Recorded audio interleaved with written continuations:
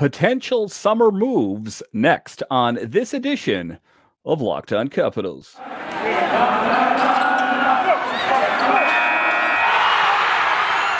Locked On Capitals, your daily podcast on the Washington Capitals. Part of the Locked On Podcast Network, your team every day.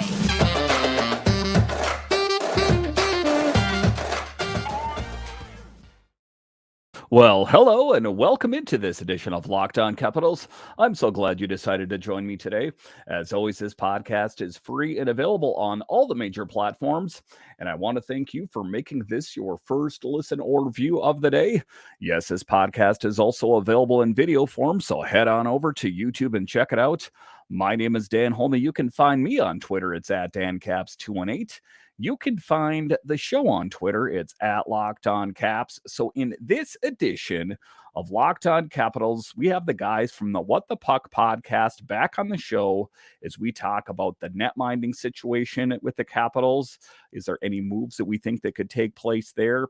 We talk about the Caps blue line, and are there any potential free agents or trades that the Capitals will go after? We'll talk to those guys coming up. Let's take a look at potential trade pieces and how the Capitals could get better. We were talking about William Nylander earlier in the comparison. If they traded for Tom Wilson, would William Nylander be a good option for this team? Trade board ranks him third, age 27, 22, 23 stats, 40 goals, 47 assists in 82 games, cap hit $6.962 million, signed through 23-24. Dan, I'll go to you here. William Nylander, would you be all in on William Nylander on this team? And what would the Capitals have to give up to get someone like him?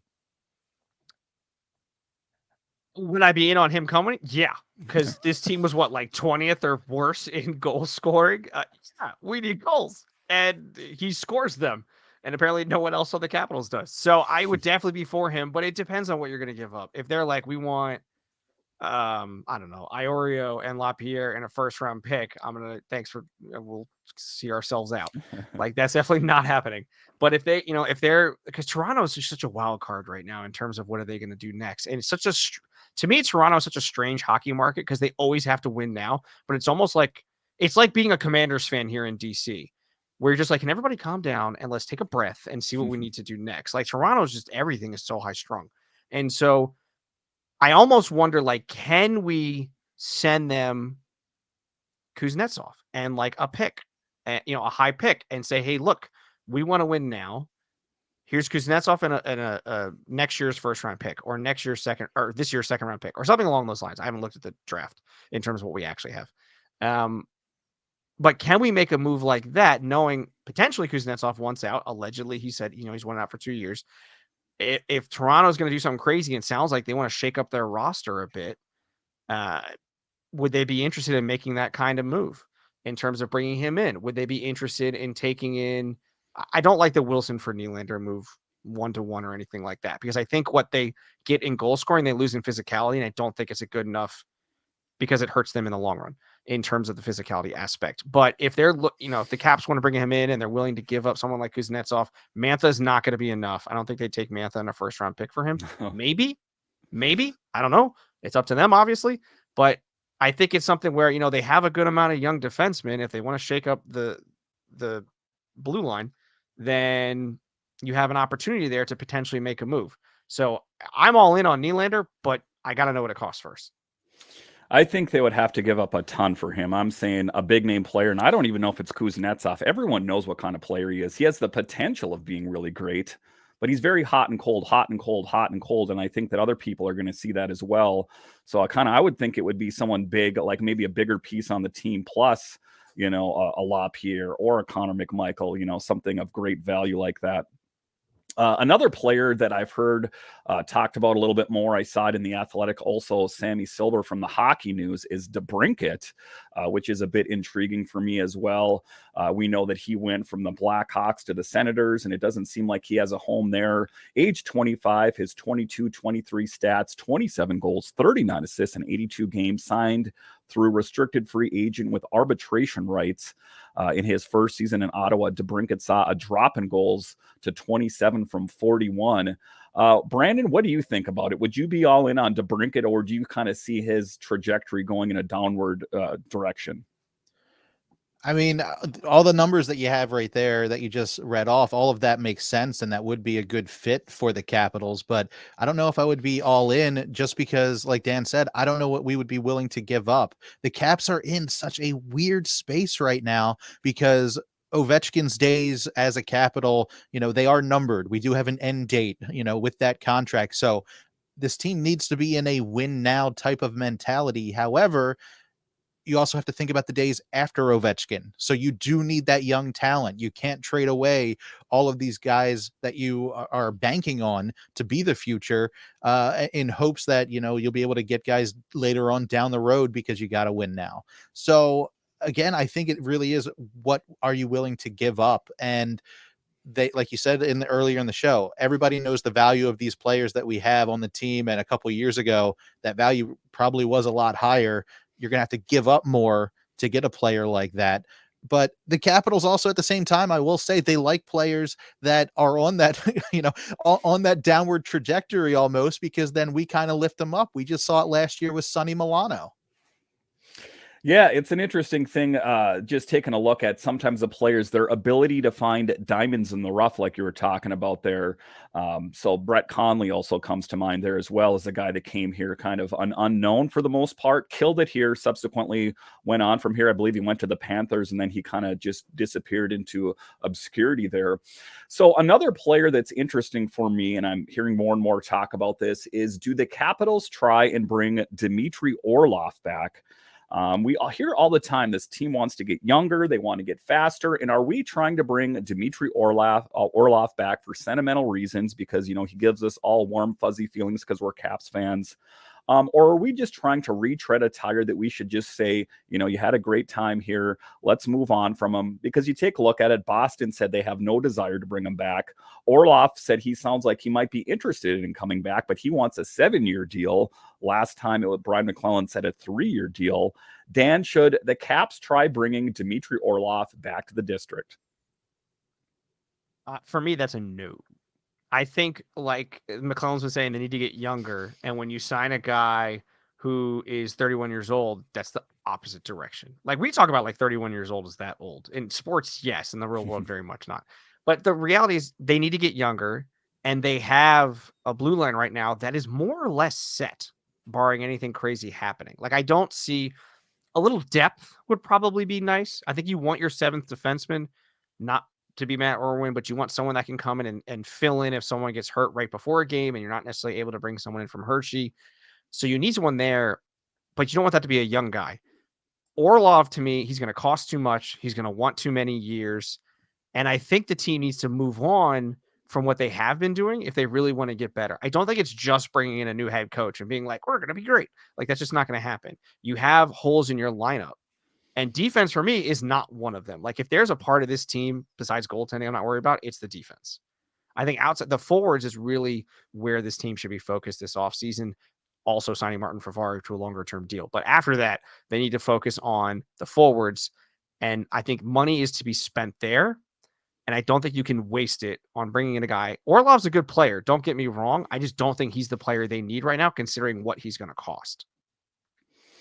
Yeah, and I think that ultimately they should move on from him. I will always remember fondly what he did for this team, and I still, revere him as a really great hockey player. I just don't like, reliving history, if you will.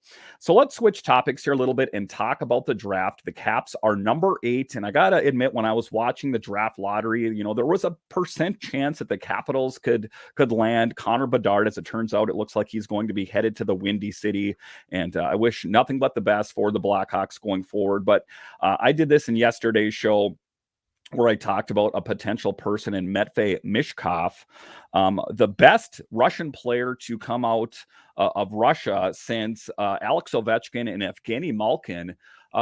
Talk to me a little bit about Matvei Mishkov. Do you think he would be a good option?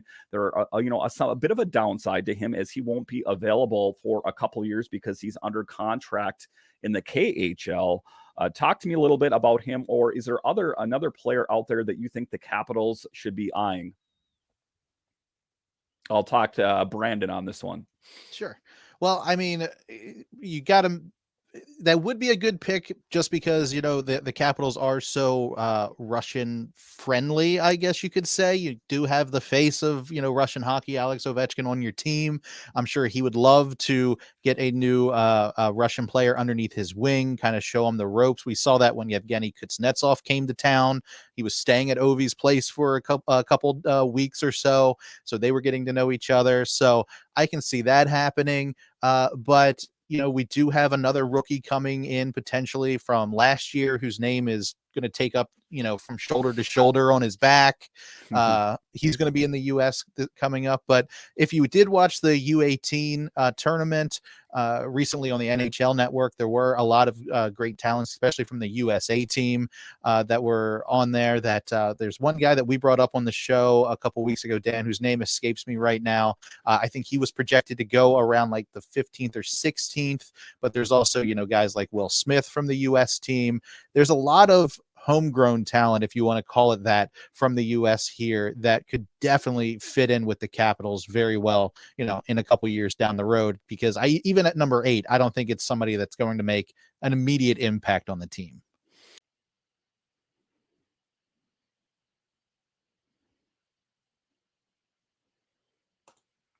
All right. So after the break, we will talk about the net minding situation for the Capitals, and then we'll take a look back a little bit. And ultimately, did the Caps do the right thing by having Holtby on the team instead of Grubauer? We'll talk about that coming up.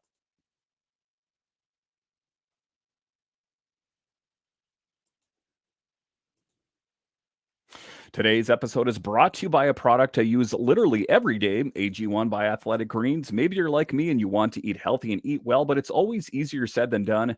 That's no longer the case with AG1. With one delicious scoop of AG1 in a glass of water each day, you're absorbing 75 high-quality vitamins, minerals, whole food-sourced superfoods, probiotics, and adaptogens to help you start your day right. This special blend of ingredients supports your gut health, your nervous system, your immune system, your energy, recovery, focus, and aging, all of these things. Right now, it's time to reclaim your health and arm your immune system with a convenient daily nutrition. To make it easy, Athletic Greens is going to give you a free 1-year supply of immune-supporting vitamin D and 5 free travel packs with your first purchase. All you have to do is visit athleticgreens.com/NHL Network. Again, that's athleticgreens.com/NHL Network to take ownership over your health and pick up on the ultimate daily nutritional insurance. To look at is the net minding department. Darcy Kemper, Brian Maclellan really kind of swung for the fences and connected by signing at the time reigning Stanley Cup winner Darcy Kemper, another guy a bit prone to being bit by the injury bug, as we saw this last season. Charlie Lindgren was signed from the Blues, who didn't have a lot of NHL experience, but played pretty well, all things considered. He really kind of saved the Caps bacon in the month of December, to use a Craig Laughlin term there. But for me, I think that they have another option or a trade chip available in Charlie Lindgren, because Hunter Shepard is destroying it down in the AHL, ranked number 2 in all of the AHL last season. Do you think, I'll go to you, Brandon, on this, do you think that Charlie Lindgren is an expendable piece that could help bolster this team, to bring another player to this team if they have someone rock solid like Hunter Shepard kind of just, stewing down in Hershey? Boy, man, that is a great question. Dan and I talked about on our show a lot about, both of these guys were brought in, and it was Darcy and it was Lindgren, and it was this guy's our number 1 and this guy's our number 2. And then Charlie Lindgren would play, and I'm like, man, this guy seems like a number 1. This guy really does seem like a number 1. And Dan's like, no, he's brought in. He's our number 2. He knows that. And I understood that, but boy, like the best month we had last season was December, and Charlie Lindgren was the guy in the net there. So I would hate to see him go, because I definitely think he is a number 1 goaltender. But if a team comes calling and they need a number 1 goaltender and they've got the kind of things that we need in return, Hunter Shepard, he could be a solid number 2. He really could be.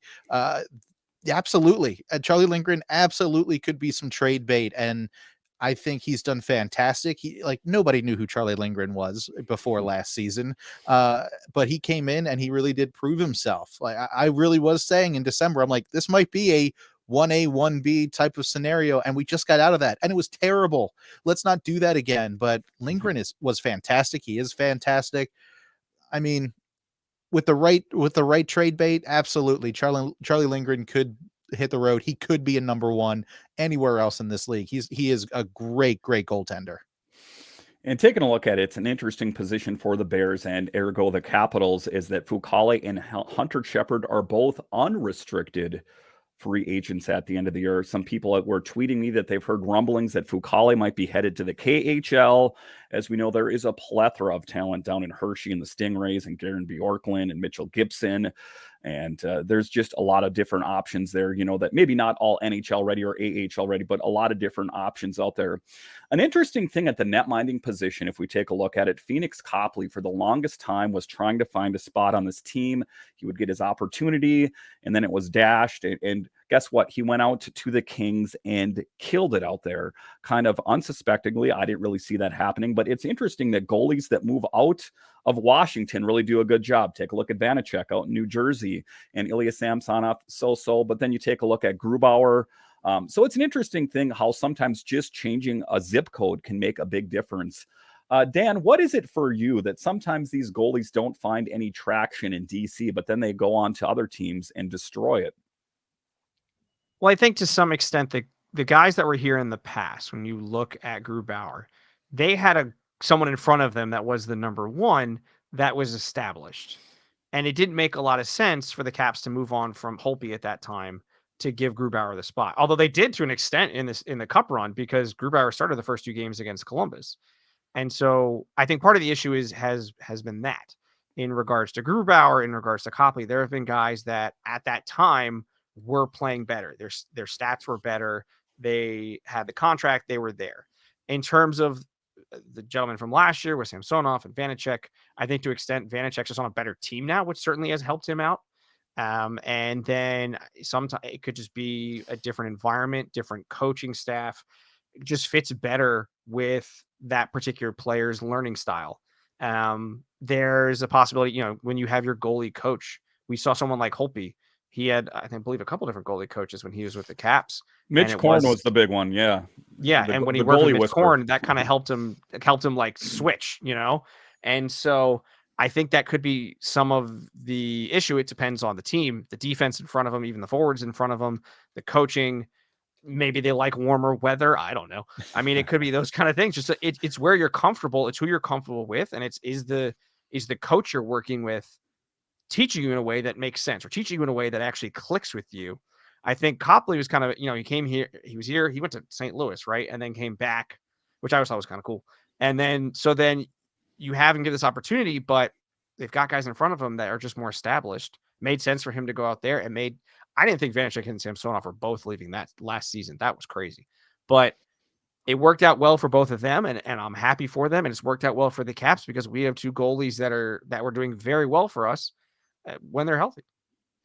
So hindsight is 2020, and I question this more and more as time goes on. I love Holtby, as you can tell. I have his jersey behind me here, and one of the best, if not the greatest, Capitals goaltender of all time. I'd have to think about it, but he's definitely up there.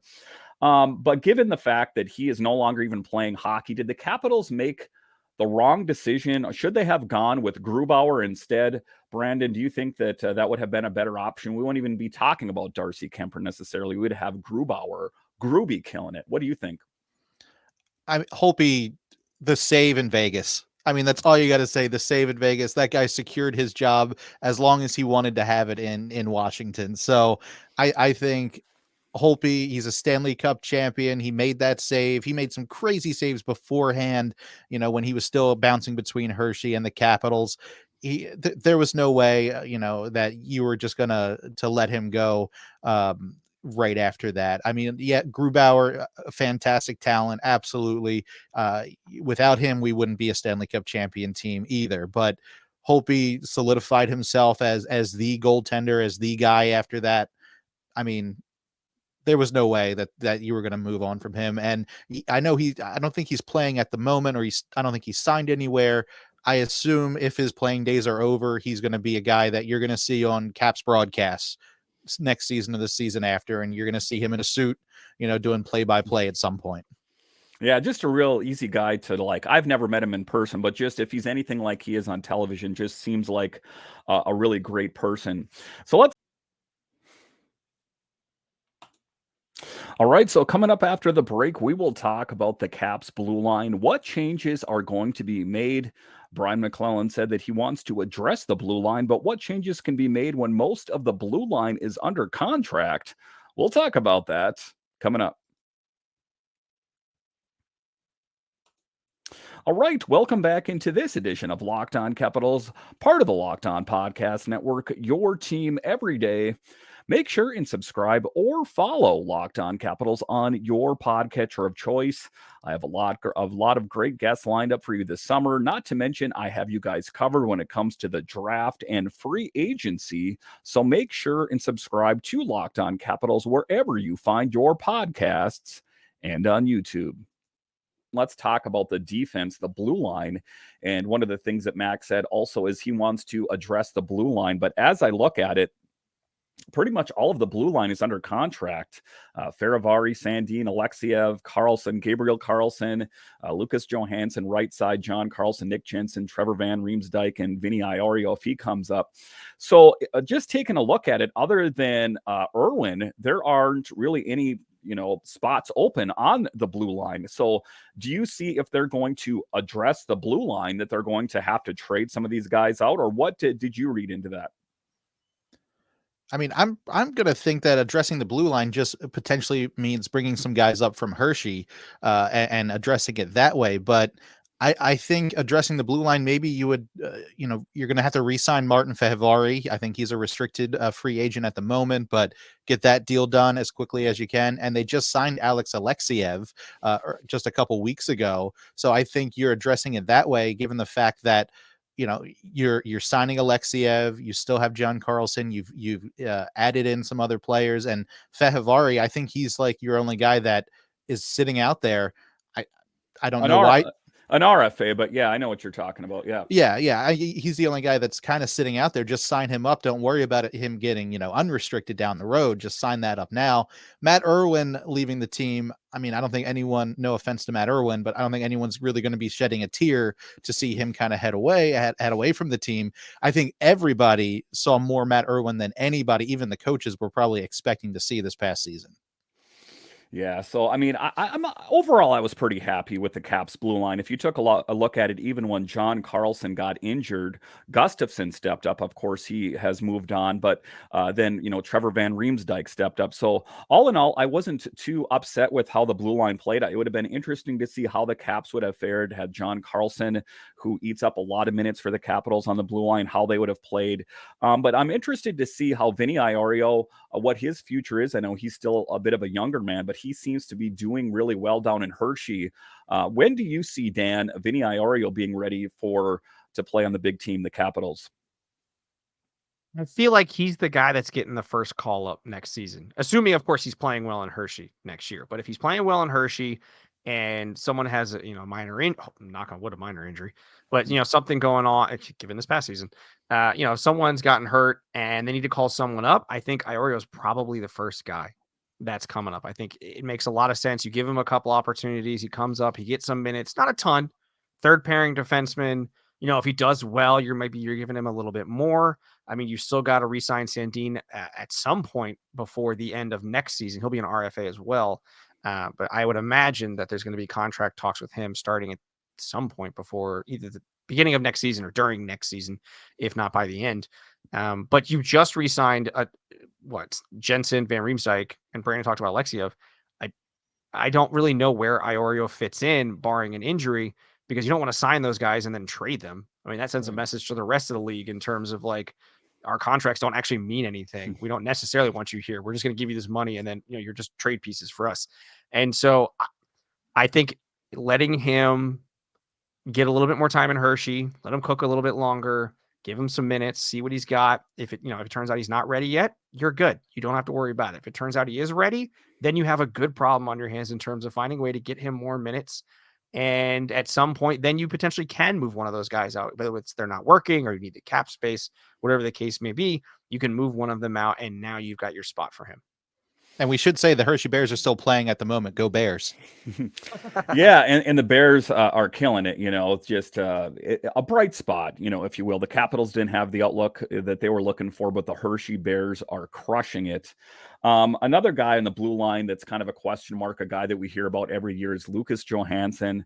Never really kind of just lives up to that potential. There's a lot of those guys down in Hershey. And that's kind of my belief too, is they've given these guys a lot of opportunities. And I know that Connor McMichael is playing very well down in Hershey, but at some point I want to see that translate to the big team. Very polarizing person, Connor McMichael. If I ever bring him up in the show, people are like, well, he isn't playing well because he's not given enough opportunity. And I hear that, but then the question that I posed before is that who comes out of the lineup to put Connor McMichael in? So it is a bit of a different thing that the Capitals have to look at. But the next thing, all right, I want to thank Brandon and Dan from the What the Puck podcast. I'll have the third part of that interview for you guys next week. Are you an everydayer of Locked On Capitals? I would sure love to hear from you. Hit me up on Twitter at DanCaps218 or at Locked On Caps and say, hey, Dan, I am an everydayer of Locked On Capitals. I will give you a shout out on Friday's show.